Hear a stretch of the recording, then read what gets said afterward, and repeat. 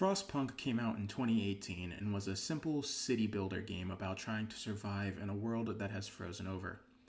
While there was some story, the main point of the game was, can you make a city strong enough to survive the end of the world?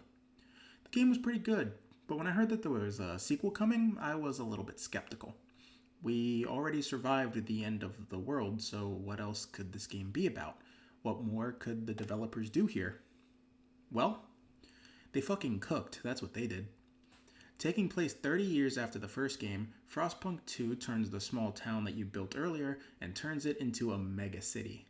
So not only are we dealing with the typical problems of disease and hunger, but now we have pollution and politics to worry about as well.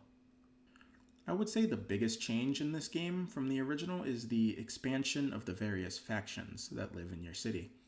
In the original, you only had to worry about the Londoners, but in this game, we get 3 more that we need to manage.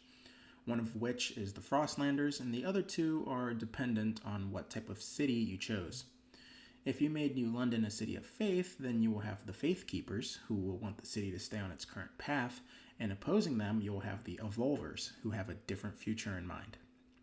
With the captain of the first game passing away, the city has no definitive ruler anymore, so in its place is a council.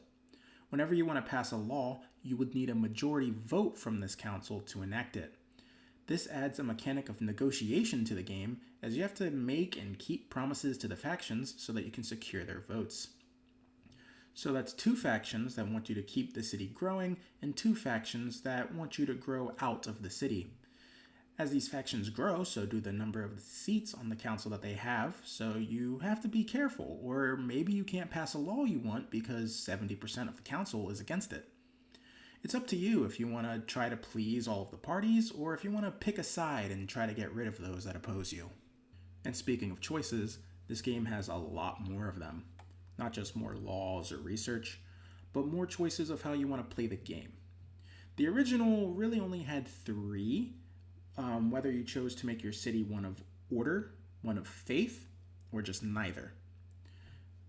In the end, those choices don't really do much to change how you play. In my opinion, it was just more different flavors of the same thing. There are choices in this game, however, that so heavily influence how you interact with the game that once I beat it, I immediately went back to play it again to see how some of the other options go. In fact, I might even do a 3rd playthrough because there's still some stuff that I haven't done. The first of these major choices takes place at the start of Chapter 2. You must choose if you want to embrace the frost or if you want to beat it. If you want to beat the frost, you must scavenge the wasteland for resources to bring back so that you can keep improving your city, to end up turning it into a hub of technological progress. You strive to improve your generator to output so much heat that your citizens can feel temperatures above 0 for the first time in their lives. In the Embrace the Frost path, instead of building tall, you choose to build wide. You make outposts out in the wasteland in hopes of creating more settlements so that humanity can continue on even if New London were to fall. This means that you can have several cities to take care of at once, and you can trade resources between them. This is just the first major choice the game hits you with, but there are others along the way that come with entirely different playstyles and objectives to complete. Oh yeah, the story. There actually kind of is one now. The original was just a simple survival of the cold, and that's it. Almost as if this game knew the thoughts of its players, Chapter 1 opens with the same question I asked at the start. After surviving the end of the world, what comes next? Well, what's next is humans going back to doing human things and deciding that survival isn't enough. They want more. I'm not going to spoil any of the major plot points because this game actually surprised me with where it went and how it ended, so you should experience it for yourself. I'm honestly even more surprised with what the game let me do to accomplish my goals. In the original game, you can be kind of evil to fulfill your agenda. This game, you can be more than kind of evil. I was a terrible person my first playthrough. However, I have to note that while I liked that there was more of a story, I wasn't the biggest fan of how it was incorporated into the gameplay. In the original game, you had to build a city that could withstand whatever was thrown at it. In this game, it feels as though the city's survival is secondary, while the politics come first. Maybe that was the point? To show that even in a dire situation such as this, humans will still prioritize pushing their own agenda over all else? But I managed to beat the game on my first playthrough because this game was more about marking off checkboxes than actual smart city planning. I legitimately won when my city was starving and freezing. I was out of resources, nobody liked me, my city was ruined. But I won because I completed the objective. And the game cheers. It's like, you did it. The city stands. You're great. You're amazing. And I'm sitting here thinking, it's like, yeah, this city's only going to last like 4 more days. How the hell did I win here? But that is honestly my only complaint about the game. There's honestly just so much to love here, and I haven't even mentioned Utopia mode yet.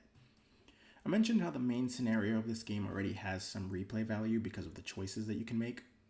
Utopia mode, on the other hand, is an endless mode where you can pick a starting location for your city out of 8 options, and you can choose what factions are in your city and what the objectives of your city are, or you can randomize all of that. This mode was a blast to play because it really lets you get crazy with it. Plus, being able to randomize the resources and objectives adds even more replayability. My only issue with it was that it was a little too easy, as once you pass the first whiteout, you basically win, because by the time of the second whiteout, you will have an overabundance of everything. So it's like, no matter what, you can stop what you're doing and your city's just going to survive.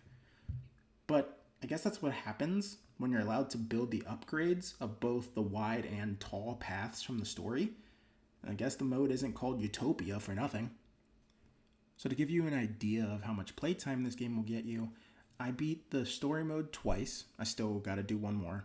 And I did Utopia mode once, and I should still probably do 2 more to do the other objectives. So that's 3 runs of the game when I really need 6, I would say, to get the full experience. And I'm currently clocked in at about 32 hours. So it's a pretty nice chunk of game here. One last thing. Shout out to the devs. They did an amazing job of making this game stand apart from the original. It feels so different that it doesn't even feel like a replacement for the first. Usually sequels are just like a modular improvement. So it's like, oh, play that one instead of this one. Like take Left 4 Dead, for example. Everyone plays Left 4 Dead 2. There's no reason to go play Left 4 Dead 1 anymore. But it feels like both of these games are separate experiences that can coexist alongside each other. If you want to play a gritty, hopeless game that's about surviving against all odds, you play the first one. But if you want a game about rebuilding civilization and managing the politics around that, then you have this one. With all that being said, I still think I would rate this game higher than the original, as this feels like a much more complete and varied experience, and we don't even have scenario DLCs yet. So, my final score for Frostpunk 2 is a 9 of diamonds. After beating the first game, I wasn't so sure if I wanted a sequel, but after beating this one, I definitely want to see what they would do with a third. Those are my thoughts. Later.